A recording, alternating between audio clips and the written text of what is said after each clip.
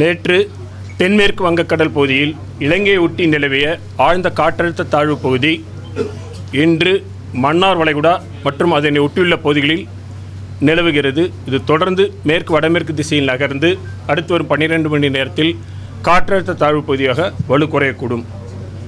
இதன் காரணமாக கடந்த 24 மணி நேரத்தில் தமிழக புதுவை காரைக்கால் பகுதிகளில் வடகிழக்கு பருவமழை மிக தீவிரமாக உள்ளது. கடலோர மாவட்டங்களில் பெரும்பாலான இடங்களிலும் உள் மாவட்டங்களில் அநேக இடங்களிலும் மழை பெய்துள்ளது. அதிகபட்சமாக நாகப்பட்டினம் மாவட்டம் கோடியக்கரையில் 18 சென்டிமீட்டர் மழை பதிவாகியுள்ளது. 4 இடங்களில் மிக கனமழையும் 72 இடங்களில் கனமழையும் பதிவாகியுள்ளது கடந்த 24 மணி நேரத்தில். அடுத்து வரும் 2 தினங்களுக்கு தமிழகம் புதுவை காரைக்கால் பகுதிகளில் அநேக இடங்களில் மிதமான மழை பெய்யக்கூடும்.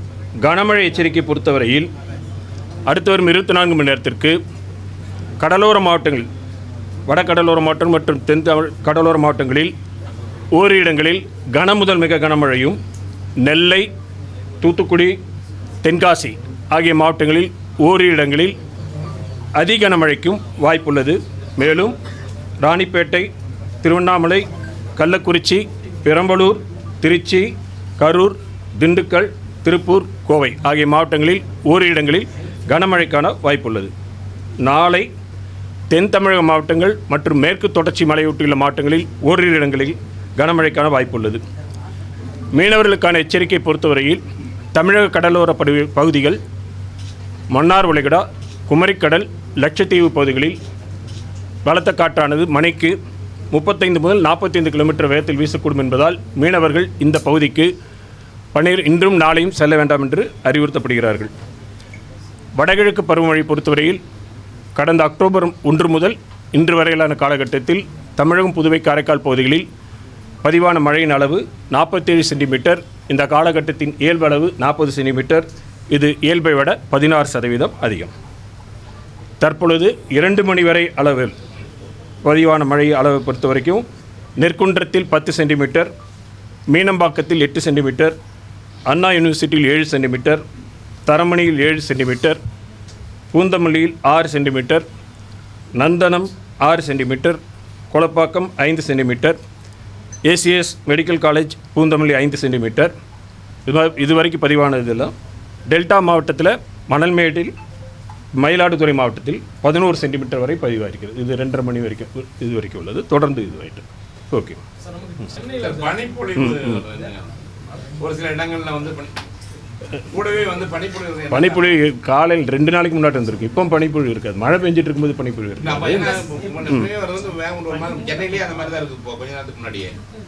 காட்டில் இருக்கக்கூடிய ஈரப்பதத்தில் உங்களுக்கு மழை தொடர்ந்து மழை பெய்யலை, கேப் இருக்கும் பொழுது அந்த காற்றில் பனியில் அந்த கண்டென்ஸ் ஆகிறதுனால உங்களுக்கு அப்படி தெரியும். அது ஈரப்பதம் நிறைய அதிக ஈரப்பதம் இருக்கிறதுனால காற்றில் இருக்கக்கூடிய தூசியில் பதியும் பொழுது உங்களுக்கு அப்படி தெரியும். மழை பெய்யும் போது அது இதுவாயிரும், வேஷ் அவுட் ஆயிரும்.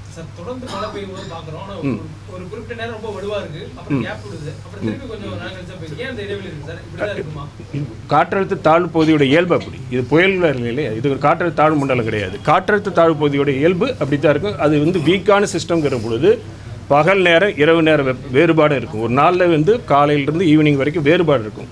செல்ஸ் டெவலப் ஆகணும். செல்ஸ் டெவலப் ஆகும்பொழுது இடையில்பட்ட நேரத்தில் உங்களுக்கு ஏற்ற இறக்கத்தோட மழை இருக்கும். ஆமாம், வலு குறையிறதுக்கு வாய்ப்பு. படிப்படியாக தான் குறையும். வலு குறையும் பொழுது படிப்படியாக குறைந்து மேற்கு திசையில் நகர்ந்து செல்கிறது. அதனால் குறைஞ்சுக்கிட்டு இருக்கும். இப்போ வரக்கூடிய இது வரைக்கும் 24 மணி நேரத்துக்கு மழை கொடுத்துருக்கு. பரவலாக பார்க்கும்போது பெரும்பாலான மிதமான மழை, அங்கங்கே தான் நமக்கு வந்து கனமழைக்கான வாய்ப்பு இருக்கிறது. கொடுத்துருக்கோம். ஆமாம், கண்டிப்பாக இருக்குது. இந்த சிஸ்டம் வந்து இப்போ வந்து நம்ம மன்னார் வளைகுடா பகுதியில் நிலை கொண்டு இருக்கிறது. தொடர்ந்து மிக மெதுவாக நகர்ந்துட்டு இருக்குது. நீங்கள் பார்த்தீங்கன்னா அந்த மேகக்கூட்டங்களே பார்க்கும் பொழுது மொத்தமாக பரவலாக தான் இருக்குது. தமிழ்நாடு முழுவதும் பரவி இருக்குது. மெதுவாக நகர்ந்துட்டு இருக்கு. நகரும் பொழுது உங்களுக்கு வந்து தென் தமிழ் மாவட்டங்கள்லேயும் இருக்கும். அது மெதுவாக நகர்ந்து செல்லும் பொழுது குமரிக்கடல் பகுதியிலிருந்து அந்த பகுதிக்கு காற்றினுடைய இது செல்லும் பொழுது காற்றில் ஈரப்பத குவிதல், moisture flux convergence will be more. அப்படி இருக்கும் பொழுது இரவு பகுதியில் வரும் பொழுது உங்களுக்கு மழை கிடைக்கும். வரும் பொழுது அந்த இடத்துல மேற்கு தொடர்ச்சி மழையின் காரணமாகவும் அங்கேயும் சில பகுதிகளில் மழை இருக்கிறதுக்கு வாய்ப்பு இருக்கு. ஒரு தடவை கேளுங்க. கொடுத்துருக்கோமே, அதுதான் இப்போ சொல்கிறோம். ரெட் அலர்ட் அலர்ட்ங்கிறது ஒரு இடத்துல என்டையர் இது கிடையாது. நம்ம சொன்ன மாதிரி 3 இது தென்காசி, தூத்துக்குடி, நெல்லை மாவட்டங்கள் ஓரிடங்களில் அதிக கனமழைக்கும், பெரும்பாலும் வடகடலோர மாவட்டங்களில் கனமழைக்கும், மிக கனமழை 1 to 2 இடங்களில் கனமழைக்கும் வாய்ப்பு இருக்குது. அது குறித்து அவ்வப்பொழுது தெரிவிக்கப்படும். டிசம்பர் ஏன்னா பொதுவாக அக்டோபர் 31 வரை வடகிழக்கு பருவமழை இன்னைக்கு 31 ஆயிடுச்சுன்னு நிற்காது. சில காலங்களில் 3 வருஷம் இதில் இது வரைக்கும் இருக்கக்கூடிய இதில் பார்த்தீங்கன்னா 3 வருட காலகட்டங்களில் சில சமயங்களில் ஜனவரி மாதத்துக்கும் போகுது, 15 தேதி வரைக்கும் போகிறது. அந்தந்த காலகட்டத்தில் அதனுடைய இயல்பு பொறுத்து எக்ஸ்டெண்ட் ஆகும், சில சமயம் சீக்கிரம் முன்னாடி ஆகும். தற்போதைய காலகட்டத்தில் பார்க்கும்பொழுது, கடந்த காலகட்டத்திலாம் பார்க்கும்பொழுது ஜனவரி 5, கடந்த ஆண்டு ஜனவரி 15 அந்த மாதிரி பொங்கல் வரைக்கும் கூட போயிருக்கு. அது இப்போ ஒரு பை வீக்லி ஃபோர்காஸ்ட் வரும் இல்லையா, அதில் உங்களுக்கு தெரியும் மந்த்லி மழைக்கான வாய்ப்பு 15ஆம் தேதி ஒட்டி 15ஆம் தேதி ஒட்டி அந்தமான் கடல் பகுதியில் ஒரு காற்றழுத்த தாழ்வு பகுதி உருவாவதற்கான வாய்ப்பு இருக்கிறது. அதன் நகர்வு, அதனால் ஏற்படக்கூடிய மழை, அது குறித்த விவரங்கள்லாம் அடுத்து வரக்கூடிய இதில் தெரிவிக்கப்படும். தொடர்ந்து பார்த்து இந்த கணிப்பு விட ஒவ்வொரு நேச்சர் மாற்றி விட்டுட்டு போயிருது. நீங்க ரெட் அலர்ட் கொடுக்கும்போது திடீர்னு ஆரஞ்சு அலர்ட் கொடுக்குது. இந்த மாதிரி இந்த சூழல்ல எதை வச்சுதான் நம்ம கணிக்க உண்மையான இன்னும் லேட்டஸ்ட் டெக்னாலஜி வரலையா, இல்ல என்ன காரணத்தினால நம்மளால சரியான முறையில கணிக்க முடியல? வானிலை இயல் என்பது முழுமையாக அறிந்து கொள்ளப்பட்ட அறிவியல் கிடையாது. It is not a complete science. இன்றைய தினத்தில் 100% முழுமையாக எப்பொழுதுமே கணிக்கக்கூடிய அளவிற்கு கிடையாது. ஒரு வானிலை நிகழ்வு என்பது பலவிதமான காரணங்களால் நிகழக்கூடிய ஒரு விஷயம். ஒன்றோடு ஒன்று சில சமயங்களில் எல்லாமே ஒருங்கிணைந்து செயல்படும் பொழுது கணிப்புகள் சரியாக வரக்கூடிய வாய்ப்பு இருக்கும். ஒவ்வொன்று எதிரெதிர் திசையில் சில சமயங்களில் நகர்ந்து செல்லும் பொழுது கணிப்புகள் தவறி போவதற்கு வாய்ப்பு இருக்கிறது. அது சயின்ஸோட நிலை. டெக்னாலஜி மட்டும் பத்தாது. டெக்னாலஜி உங்களுக்கு டெக்னாலஜிங்கிறது பேசிக்காக நம்ம நினைக்கிறது கருவிகள் இருந்தாலே எல்லாமே நன்ற கருவிகள்ங்கிறது உங்களுக்கு ரீடிங்ஸ் தான் கொடுக்கும். அந்த ரீடிங்கை வச்சு என்ன பண்ண போகிறோம்? It is not only the data, what you are going to do with the data is also important. Science, it is a science. அறிவியல் வளரும் பொழுது தொழில்நுட்பம் வரதான் தேவை தான். அறிவியலும் தொழில்நுட்பம் வளரும் பொழுது தான் எதிர்பார்க்கப்படுகின்ற துல்லியத்தன்மை கிடைக்கும். அது இல்லாத போது இப்போ சமீபத்தில் கூட கேட்டிருப்பீங்க.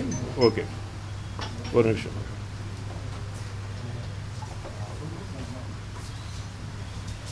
இந்த பெஞ்சல் புயலுக்கு கேட்குற அதே இதுதான் கேட்குறீங்க நீங்கள். அதுதான் முன்னாடி சொன்ன மாதிரி வானிலையியல் முழுமையாக, குறிப்பாக புயல் பற்றி கேட்டிங்கன்னா கூட முழுமையான அறிவியல் கிடையாது. It is not complete science. அதனுடைய ஆரம்பம் முதல் இறுதி வரை பலவிதமான ஃபேக்டர்ஸ் ஒர்க் ஆகுது. இது ப்ராடாக பார்க்க முடியும். இப்போ புயல் பற்றி சொல்லிட்டு இருக்கேன், மற்ற எது இருந்தாலும் சரி, இன்டர்னல் டைனமிக்ஸ், எக்ஸ்டர்னல் இன்ஃப்ளூயன்ஸ், உள்ளே நடக்கின்ற நிகழ்வுகள், வெளிப்புறத்திலிருந்து வரக்கூடிய தாக்கங்கள், இது எல்லாமே சார்ந்து இருக்கக்கூடிய விஷயம். அதுலேயும் இப்போ பார்த்தீங்கன்னா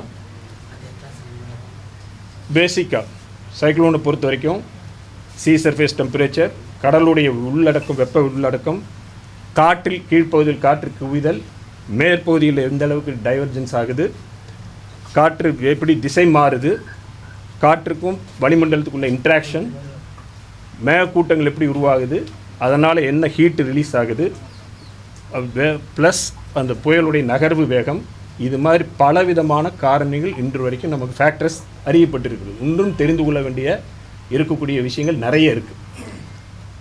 இப்போ ஒரு புயல் உருவாகாத போது மெதுவாக காற்று பொதுவாக நேர் திசையில் போகும். புயலுங்கிற சுழலும். அப்போ நேராக சென்று கொண்டு இருக்கின்ற காற்று சுழலுங்கிற போது திசை மாறணும். அப்போ அது என்ன, இது ஒரு நிலையிலிருந்து இன்னொரு நிலைக்கு மாறுகிறது. அதுக்கு பின்னாடி எனர்ஜி எக்ஸ்சேஞ்ச், சக்தியின் பரிமாற்றங்கள் இருக்கிறது. இது முழுமையாக அறியப்பட வேண்டும். இன்றைய தினத்தில் இது முழுமையாக அறியப்படவில்லை. புயல்கள் இருந்தாலும் சரி, வானிலைகள் இருந்தாலும் எல்லா சயின்ஸும் நம்ம complete science, it is not a complete understand physics. அப்படி இருக்கும் பொழுது ஜென்ரலாக பார்த்தீங்கன்னா புயல் கரையை கடக்கின்ற பகுதி பெரும்பாலும் நம்ம அறிக்கையில் அந்த டைட்டில் சொன்னது புதுவை கரையில் கரையை கடக்குன்னு சொல்லியிருந்தோம். புதுவை கரையில் கரையை கடந்தது. எதில் நிலை மாற்றம் புயலில் இருக்கும். இல்லை புயலாக வருவதற்கு ஆற்றமில்லை. காரணம் அவ்வப்பொழுது அதனுடைய வலுவில் மாற்றங்கள் ஏற்பட்ட காரணத்தால் கணிப்புகள் வெளியிடப்பட வேண்டிய நிலை ஏற்பட்டது. இது ஏன் காரணம்னா, ஃபஸ்ட்டு அது நிலநடுக்கோட்டுக்கு அருகில் உருவாகி மேலே நகர்ந்து வந்து இலங்கைக்கு அருகில் உரசி நின்ற பொழுது நிறைய மழை கொடுத்தது. அப்போ அதனுடைய எனர்ஜி கம்மியாயிடுச்சு. அங்கிருந்து நேரம் நம்ம மேற்கு வடமேற்கு திசையில் நகர்ந்து கரையை ஒட்டி வரும் என்று எதிர்பார்க்கப்பட்ட நிலையில் சற்று கடலுக்குள் சென்றது. அப்போ வடகிழக்கு திசையில் நகர்ந்து சென்ற பொழுது அதுக்கு சக்தி அதிகமாச்சு. அப்படி சக்தி அதிகமாகுது பிறகு அதுக்கப்புறம் வேகங்கள் மாறுபாடு நிறைய வேகம் பார்த்தோம். நம்ம சில சமயங்கள் 15 கிலோமீட்டர் வேகம், திடீர்னு ஒரு 0 கிலோமீட்டர் இதுக்கு நகராமல் இருந்தது. இப்படி பலவிதமான காரணங்கள்லாம் இருக்கும் பொழுது எல்லாமே சேர்ந்து பார்க்கும் பொழுது செயற்கைக்கோள் கணினி மாதிரிகள் இதெல்லாம் வச்சு பார்க்கும் பொழுது அன்று முதல்ல மாலை அளவில் சொன்னோம் அதுக்கு சாத்தியமில்லை என்று. பிறகு இரவில் அது வளர்ச்சி பெறக்கூடிய சூழ்நிலை வந்த பொழுது அடுத்த நாள் காலையில் தெரிவிக்கப்பட்டது. இது இங்கு மட்டும் இல்லை, அட்லாண்டிக் கடல் எந்த கடலில் கடந்த வருடம் அக்டோபர் நீங்கள் பார்த்தீங்கன்னா ஓட்டிஸுங்கிற புயலுக்கு கொடுக்கப்பட்ட கணிப்புகள் 112 கிலோமீட்டர் வரைக்கும் தான் காற்று இருக்கும் என்று சொல்லப்பட்டது. ஆனால் வீசப்பட்ட அந்த ஓட்டிஸ் புயல் வீசும் பொழுது 260 கிலோமீட்டர் வேகத்தில் வீசியது. ஆக நம்ம ஏதோ இத்தனைக்கும் அங்கெல்லாம் இத்தனை வகையான கருவிகள் புயலுக்குள் விமானங்களை செலுத்தி ஆய்வு விமானங்கள் ரெக்கனைன்ஸ் ஃப்ளைட்ஸும்பாங்க, அவற்றின் மூலமாக விவரங்களை பெற்று கூட கணிப்புகள் செய்யப்படுகிறது. அப்படி இருந்தாலும் கணிப்புகள் தவறுகின்ற பொழுது அதனுடைய டிஃபிகல்ட்டி தெரிஞ்சுக்கணும், சயின்ஸோட டிஃபிகல்ட்டி புரிஞ்சுக்கணும். இது லாட் ஆஃப் எக்யூப்மெண்ட்ஸ் இருந்தால் கூட அவங்களாலே அந்த இது போகல. இது தொழில்நுட்பம் மட்டும் கிடையாது, அறிவியலும் முக்கியம். ஆக முழுமையாக அறிவியல் அறியப்பட வேண்டும்.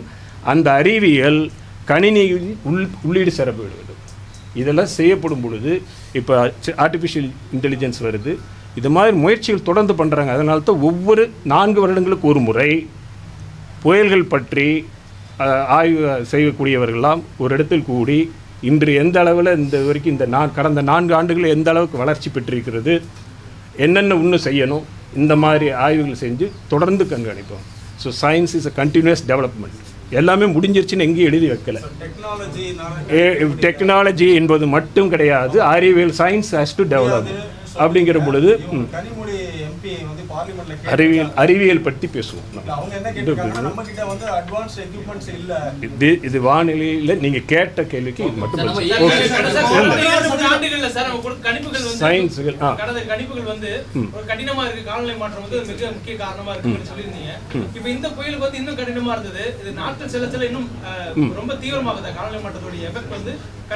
காலநிலை மாற்றத்தினால் one of the results indicate that cyclones form ஆகிறது ஸ்ட்ராங்காக இருக்கும். சைக்ளோன்ஸ் ரொம்ப ஸ்ட்ராங்காக ஃபார்ம் ஆகக்கூடியது ஒன்று இருக்குது. அதே மாதிரி திசை மாற்றத்திலும் வேறுபாடுகள் இருக்கலாம் என்று கணிக்கப்பட்டிருக்கு. ஆனால் எதுவுமே உறுதியாக இவ்வளோதான் இதுவரைக்கும் இருக்கக்கூடிய ஆய்வுகள் அடிப்படையில் பார்க்கும் பொழுது நமக்கு கிடைச்சிட்டு இருக்கக்கூடிய இந்த மாதிரி நிகழ்வுகளெல்லாம் பார்க்கும் பொழுது இப்போ நம்ம முன்னாடி சொன்னது இந்த படங்கள்லாம் பார்த்தீங்கன்னா புயலுக்குள்ளார அந்த விமானங்கள் சென்று படம் எடுக்கக்கூடியது, இந்த மாதிரி விமானங்களில் உள்ளே போய் எடுக்கக்கூடிய விஷயங்கள் அந்த இருக்கும்போது கிளைமேட் சேஞ்சினால் ஏற்படக்கூடிய விளைவுகளில் ஸ்ட்ராங்காக இருக்கலாம். அதனுடைய நகர்வு பாதையில் வேறுபாடுகள் ஏற்படலாம். அதை தவிர்த்து அசிமெட்ரின் கன்வெக்ஷன்பாங்க, ஒரு புயலுக்குடைய சுற்றிலும் மேகக்கூட்டங்கள் உருவாகுவதில் சமச்சீராக உருவாகாது, ஒரு பகுதியில் உருவாகும் இன்னொரு பகுதியில் உருவாகாது. இதெல்லாம் பொறுத்து தான் அதனுடைய நகர்வு மற்ற எல்லாமே இருக்கக்கூடியது. எது இப்பொழுதுதான் துவங்கி இருக்கிறாங்க, அதை பற்றி முயற்சிகள்லாம் நடந்துகிட்டு இருக்கு.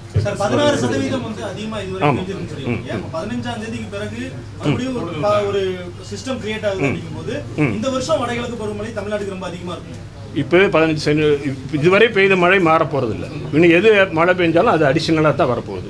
இப்போ 47 சென்டிமீட்டர், இயல்பு 40 சென்டிமீட்டர், இன்னும் 4 சென்டிமீட்டர் தான் இயல்புக்கே. டிசம்பர் வரைக்கும், அக்டோபர் நவம்பர் டிசம்பர் 3 மாத காலங்களுக்கும் இயல்பு அளவு 44 சென்டிமீட்டர். இன்றைக்கி வரைக்கும் 40 சென்டிமீட்டர் ஆயாச்சு. இன்னும் 4 சென்டிமீட்டர் தான் வரும். பரவாயில்ல, நாட்டு சென்னைக்கு இல்லை, சொல்வது தமிழகம். அடுத்த ஸ்பெல் வரும் பொழுதும் எப்படி இருந்தாலும் இதை விட பெய்த மழை குறைய போகிறதில்லை. நிச்சயமாக 16 சென்டிமீட்டர் இப்போ 16% இயல்பை விட அதிகம், 2-3% அதிகமாகலாம். அதுக்கப்புறம் மழை பெய்யாமல் போனாலும் பழையபடி இதே 16% இயல்பை ஒட்டி 4 சென்டிமீட்டர் 4% 1% அளவில் இருந்தது. அது அந்த ஓகே. முக்கியமாக தினசரி நடப்பு நிகழ்வுகளையும் கல்வி, விளையாட்டு, அரசியல், வாழ்க்கை முறை, மருத்துவம், தொழில்துறை, சினிமா, பொழுதுபோக்கு போன்ற பல்வேறு நிகழ்ச்சிகளையும் உடனுக்குடன் காண கேப்டன் டிவி மற்றும் கேப்டன் நியூஸ் சமூக வலைத்தள பக்கங்களோடு இணைந்திருங்கள். உங்கள் வணிகத்தை கேப்டன் டிவி மற்றும் கேப்டன் நியூஸில் விளம்பரத்தின் மூலம் மேம்படுத்த விருப்பமா? உடனே கீழே கொடுக்கப்படும் எண்ணிற்கு தொடர்பு கொள்ளுங்கள்.